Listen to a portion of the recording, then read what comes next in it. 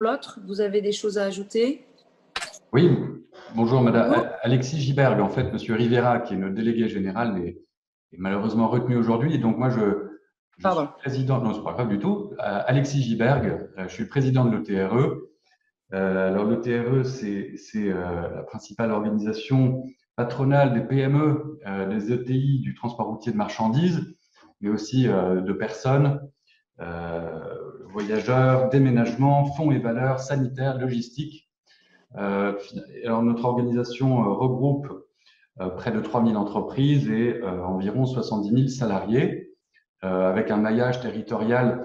On a 22 entités territoriales, des syndicats locaux qui sont réellement implantés au plus proche, voilà, des territoires. Alors, au nom de l'OTRE, vraiment, je vous remercie de nous avoir permis de participer à cette audition. C'est essentiel de notre point de vue de pouvoir tirer les enseignements de la crise qu'a connue la France et la résilience qui peut en découler pour nos entreprises et pour notre secteur d'activité. Alors, vous nous avez demandé d'identifier les principaux risques qui aujourd'hui sont présents dans notre secteur d'activité. On en a identifié 3 familles. Il y a évidemment le risque sécuritaire, donc avec une sinistralité visible. Et là-dedans, on a les risques naturels, voilà, catastrophes naturelles type vallée de la Roya.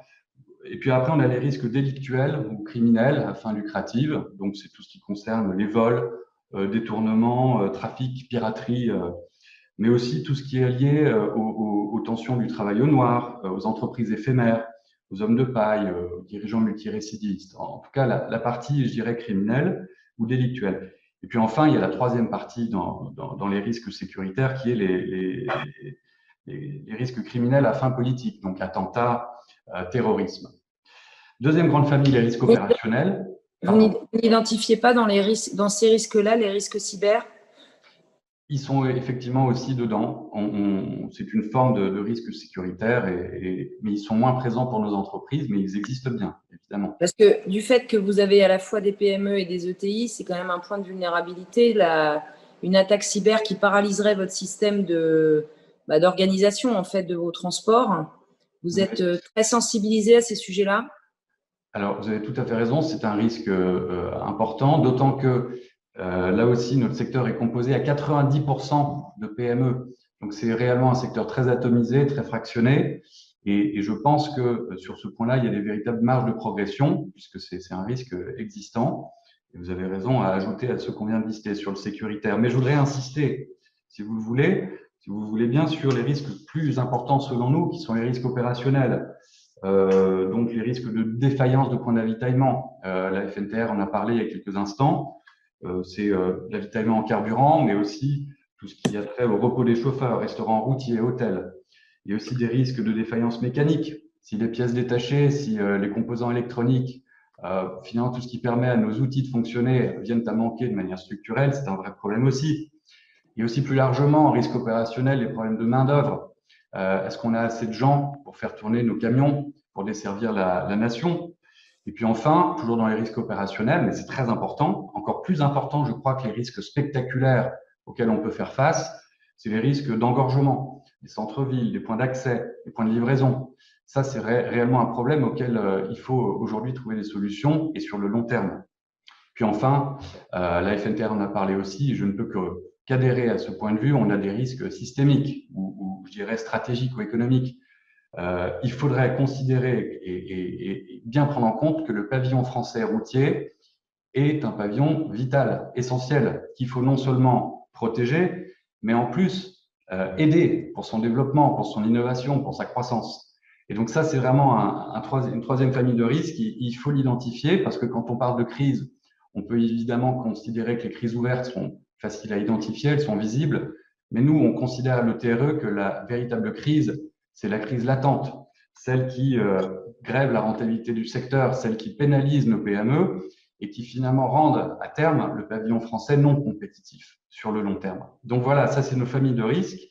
Et alors après, la manière de répondre à ces problèmes, elle est de plusieurs ordres.